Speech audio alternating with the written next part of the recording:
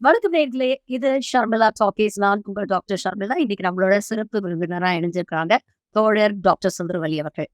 வணக்கம் தோழர். வணக்கம் தோழர். பொதுவா நடிகர்கள் கட்சி ஆரம்பிச்சாங்களாலே சிஎம் கனவோட தான் ஆரம்பிக்கிறாங்க. இல்லைன்னா மாற்றத்தை கொண்டு வருவோம், மாற்றத்துக்கான அரசியல் அப்படின்னு களத்துக்கு வராங்க. சரி, என்னதான் மாற்றத்தை கொண்டு வர போறீங்க அப்படின்ற ஒரு கேள்வியை கேட்டா அதற்கு தெளிவா அவங்களால பதில் சொல்ல முடியல. இன்னைக்கே ஹாட் நியூஸ் நடிகர் விஜய் வந்து அவருடைய கொடியை வெளியிட்டு இருக்கிறாரு. அந்த ஃபங்க்ஷன் நடந்திருக்கு. அதை பத்தி வரவேற்புகளும் இருக்கு, விமர்சனங்களும் இருக்கு. நீங்க வந்து இதை எப்படி பாக்குறீங்க? விஜய் வந்து சிஎம் ஆகணும் அப்படிங்கிற கனவுல கட்சி தொடங்கி இருக்கிறாரா? இல்ல ஒரு மாற்றத்துக்கான அரசியலை கொண்டு வரப்போறேன் அப்படின்னு களத்துல இறங்கி இருக்கிறாரா? உங்களுடைய முதல்ல விஜய் இன்னைக்கு கொடிய வெளியிட்டு இருக்கிறாரு. நமக்கு என்னன்னா, ஒரு கட்சி ஆரம்பிக்கப்படுகிற போது முதல்ல கொள்கை விளக்க பிரகடனங்களை வெளியிடுவாங்க. என் கட்சிக்கு இதான் கொள்கை, எனவே இந்த கொள்கைக்காக நாங்க இந்த வேலை பார்க்க போறோம், இதுதான் மாற்றுக் கொள்கை, இங்க இருக்கிற சித்தாந்தங்களை எல்லாம் பின்னுக்கு தள்ளிட்டு நாங்க தான் முன்னாடி வந்து பெரிய அளவுல சாதிக்க போறோம் அப்படின்னு சொல்லி கொள்கை பிரகடனம் வைப்பாங்க. அப்புறம் மாநாட்டை கூட்டி மக்களை திரட்டி கொள்கையை சொல்லிட்டு ஒரு கட்சி கொடியே வெளியிடுறது வழக்கம். ஆனா இங்க என்ன நடக்குதுன்னா, ஒரு 5-6 தலைவர்களை கூப்பிட்டு வீட்டுல உட்கார வச்சு ஒரு கொடியா அறிமுகப்படுத்தி விட்டு அவர் பாட்டு போறாரு. இன்னொன்னு என்ன அப்படின்னா, நடிகர்களுக்கு இங்க ஒரு நினைப்பு என்ன இருக்குன்னா, நம்ம நடிச்ச ஹீரோவாகி மிகப்பெரிய ரசிகர்களை வைத்திருந்தா உடனே சிஎம் ஆயிரலாம் அப்படின்னு ஒரு கனவு இருக்கு. நீங்க விஜய் அரசியலுக்கு வர்றதுல எனக்கு பிரச்சனை இல்ல, விஜய் மட்டும் இல்ல, யார் வேண்டுமென்றாலும் அரசியலுக்கு வரலாம். ஆனா அந்த அரசியல்ல என்ன தெளிவு இருக்குன்றத பொறுத்தான் மக்களினுடைய அங்கீகாரம் கிடைக்கும். இவர் என்ன நினைக்கிறாருன்னா, எம்ஜிஆர் வரலையா, ஜெயலலிதா வரலையா, அப்புறம் நான் வரமாட்டேனா அப்படின்னு இவர் நினைப்பு. ஆனா எம்ஜிஆர் 25 ஆண்டுகளாக டிஎம்கேல திராவிட முன்னேற்ற கழகத்துல களம் பணியாற்றியவர், சும்மா இல்ல, நாடகம் போட்டவர், ஊர் ஊரா போய் பிரச்சாரம் பண்ணவர், அண்ணாவோடு நின்று களத்தை கட்டியவர். சோ அது அரசியல் தெரியும் அவருக்கு, சாமானிய மக்களுடைய உணர்வுகள் அவருக்கு தெரியும். எனவே அவர் செய்கிற அரசியல் வேற, அவர் ஜெயிச்ச இடம் வேற. அதே போல ஜெயலலிதா அவர்களும் கொள்கை பரப்பு செயலாளராக இருக்கிறாங்க. தொடர்ந்து சத்துணவு குறித்து தமிழ்நாடு முழுவதும் போய் பிரச்சாரத்தை மேற்கொண்டு அதை மேற்பார்வையிடுறாங்க. கொள்கை பரப்பு செயலாளராக இருக்கும்போது கடுமையான எதிர்ப்பு சூழலை சந்திக்கிறாங்க. இன்னும் சொல்ல போனா, அந்த காலத்துல திருச்செந்தூர் மேல் காணாம போன காலகட்டத்துல ஒட்டுமொத்த தமிழ்நாடே அதிமுகக்கு எதிராக இருந்த போது அந்த களத்திலே போய் நின்று மக்களை சந்திச்சு பேசினவங்க ஜெயலலிதா. சோ ஒரு அடிப்படையான குறைந்தபட்ச அரசியல் அவங்களுக்கு தெரியும். எனவே அவங்க ஆட்சிக்கு வந்ததை பார்த்த உடனே இவங்க என்ன நினைச்சுக்கிறாங்கன்னா, நாங்கெல்லாம் ஆட்சிக்கு வந்துருவோம், உடனே சீஃப் மினிஸ்டர் ஆயிடுவோம். நீங்க விஜயகாந்த் அளவுக்கு பட்டி தொட்டி எல்லாம் ரசிகர் மன்றம் இருந்த ஒரு தலைவர் இல்லைங்க, ஒரு நடிகர் இல்லைங்க. கிராமம் தோறும் விஜயகாந்த் அவர்களுக்கு ரசிகர் மன்றம் இருக்கும்.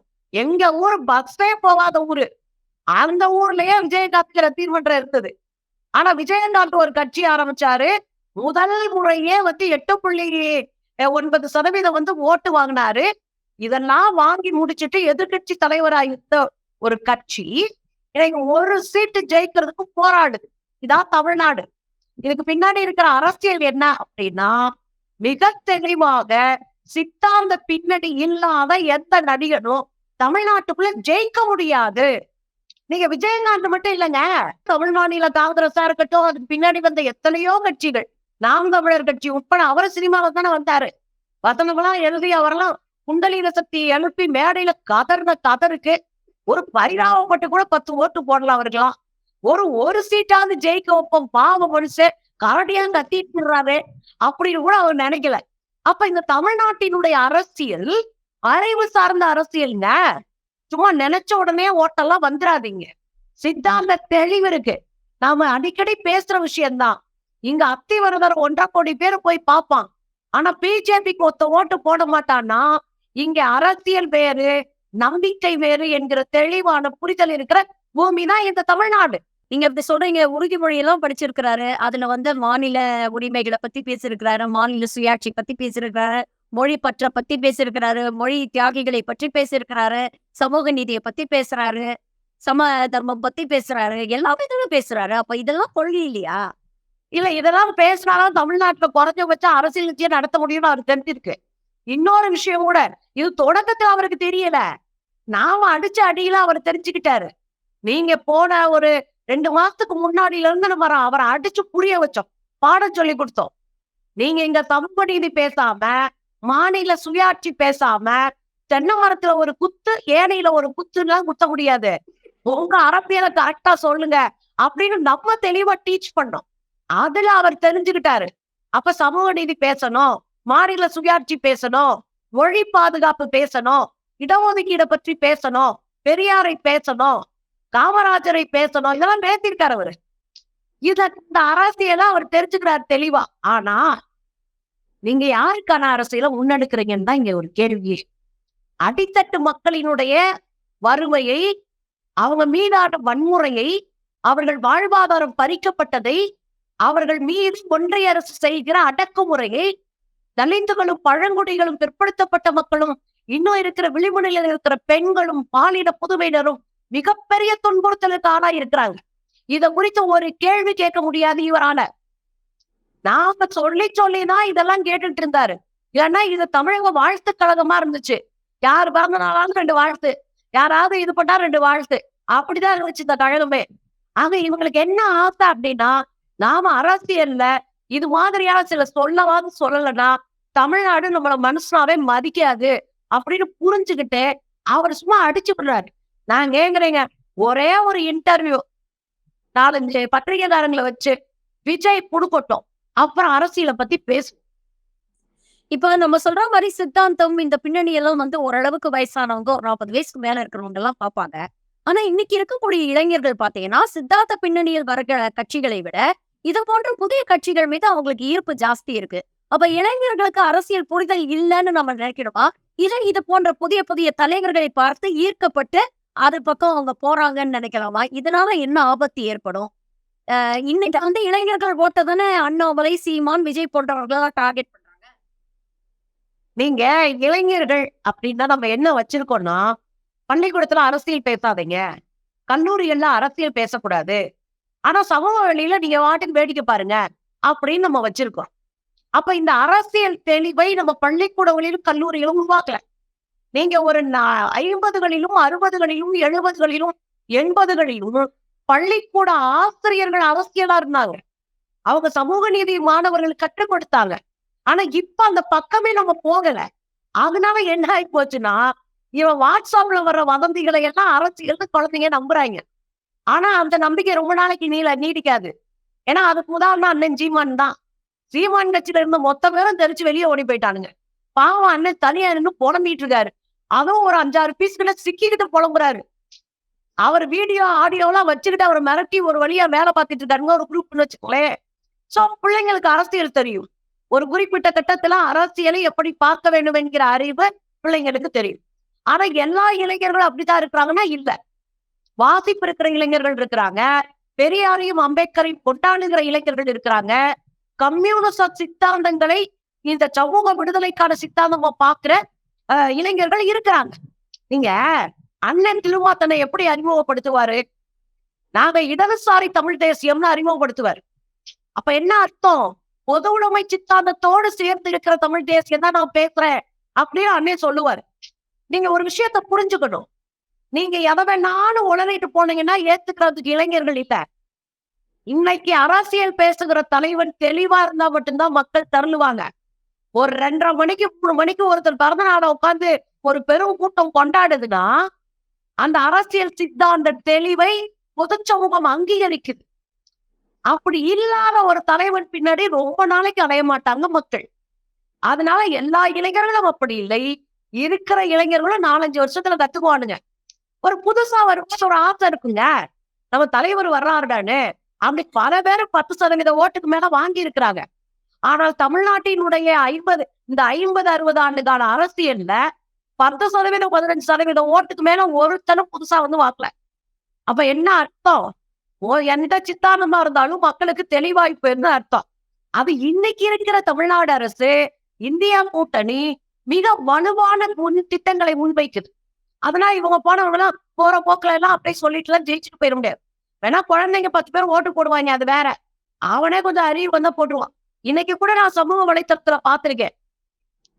நிறைய பேர் போட்டுருக்காங்க. நான் விஜய் ஃபேன்ங்க. அதுக்காக விஜய்க்கு ஓட்டு போட முடியுமான்னு கேட்கிறாங்க. ஒரு உண்மைய சொல்றேன் தோழர். நானும் விஜய்க்கு ஃபேன் தான். நான்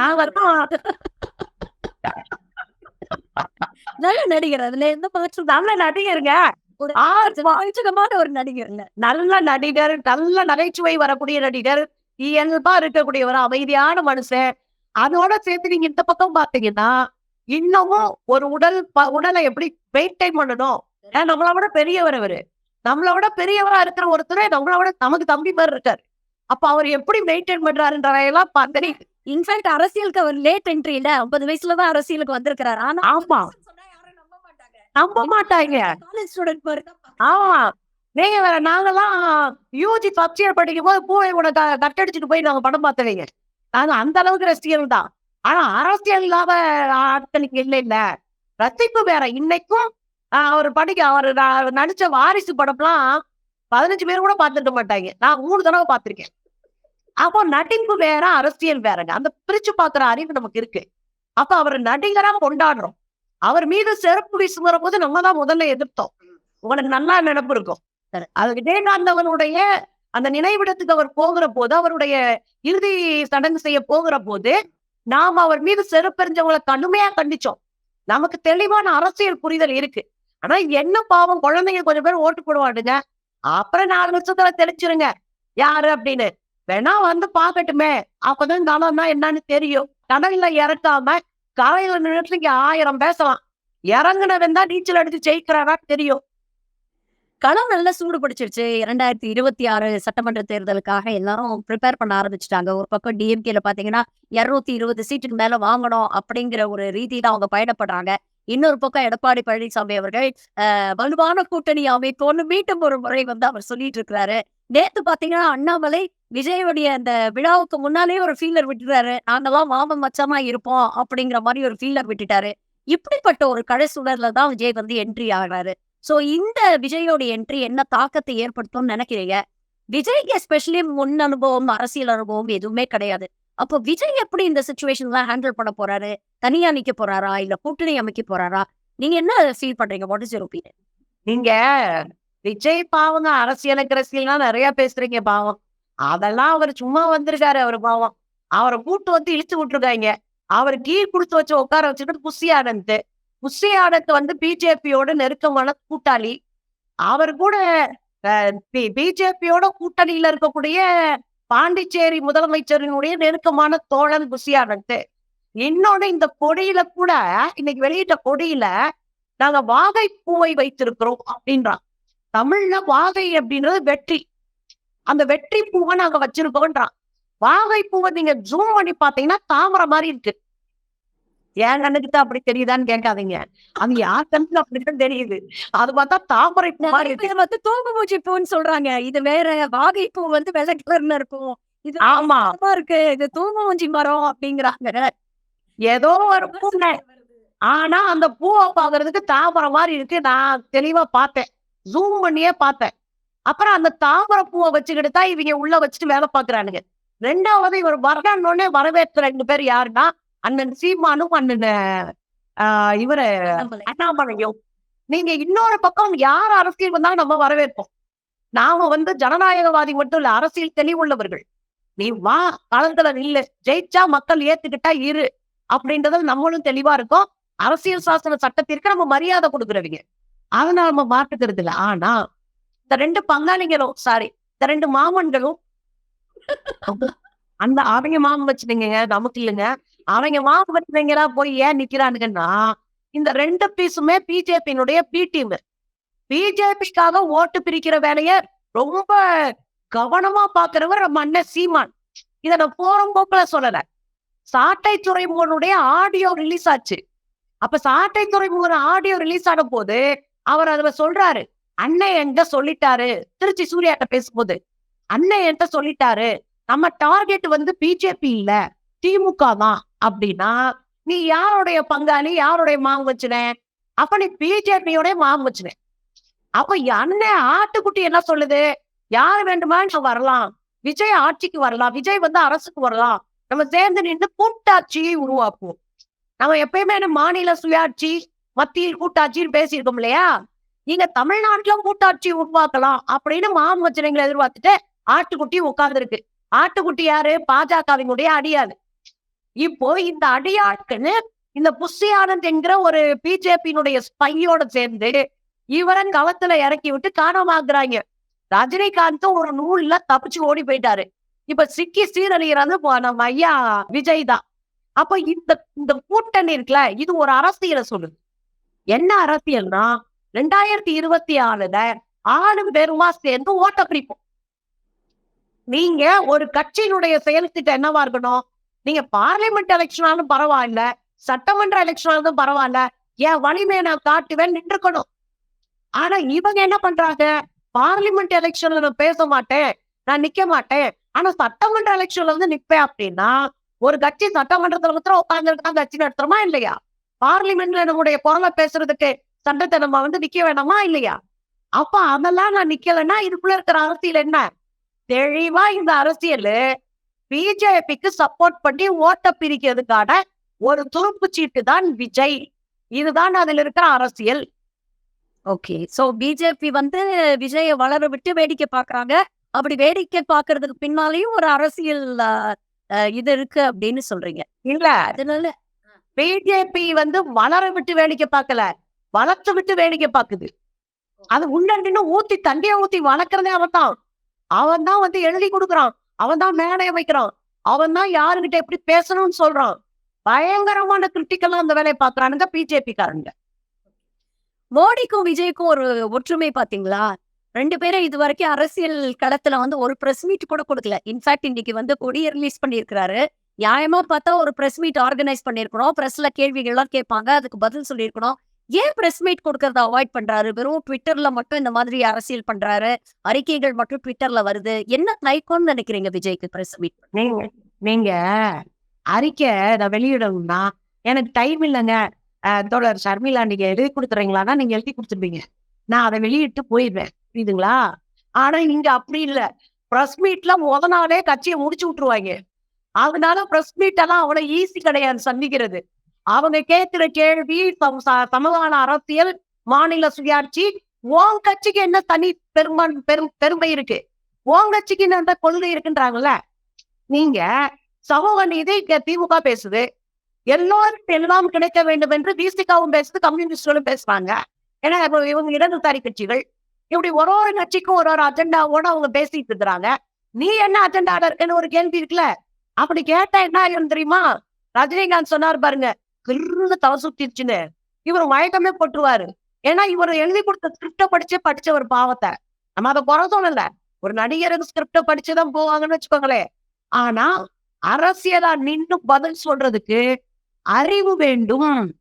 இந்த அரசியல் சார்ந்த புரிதல் வேண்டும்.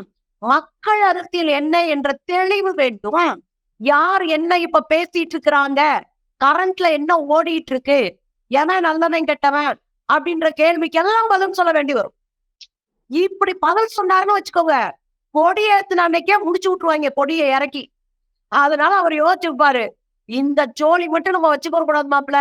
ஓரமா எலெக்ஷன் வரைக்கும் பேசாம இருந்தோமா, எலெக்ஷன் வந்துருச்சுன்னா கைய கால காட்டி மக்களை சாப்பிச்சு ஒரு கிஸ் கொடுத்துட்டு ஒரு போட்டோ எடுத்து அல்லது ஒரு செல்ஃபி எடுத்துட்டு அப்படி போனோம்னா ஓட்டு விழுந்துரும் அப்படின்னு நம்புறாரு. ஞாபகம் வச்சுக்கோங்க, மக்களை சந்திக்க பயப்படுற எவனுமே தலைவனாக வளரவே முடியாது. ஏன்னா இது இந்தியா. இந்தியாவிலையும் குறிப்பா இது தமிழ்நாடு. அறிவே இல்லாத ஒருவன் இந்த தலைமை இருக்கிற சூழல் இங்க வரவே வராது. நான் சிம்பிளா ஒன்னே ஒண்ணு சொல்றேங்க. ஸ்டாலின் அவர்களை குறித்து அவர்கள் பதவி ஏற்கிறதுக்கு முன்னாடி 1000 விமர்சனம் இருந்துச்சு. எனக்கே அவர் என்ன பண்ணுவாருன்னு தெரியாமத்தான் நானும் அவரை பத்தி பேச மாட்டேன். ஆனா ஒரு சின்ன உதாரணம் சொல்றேன்.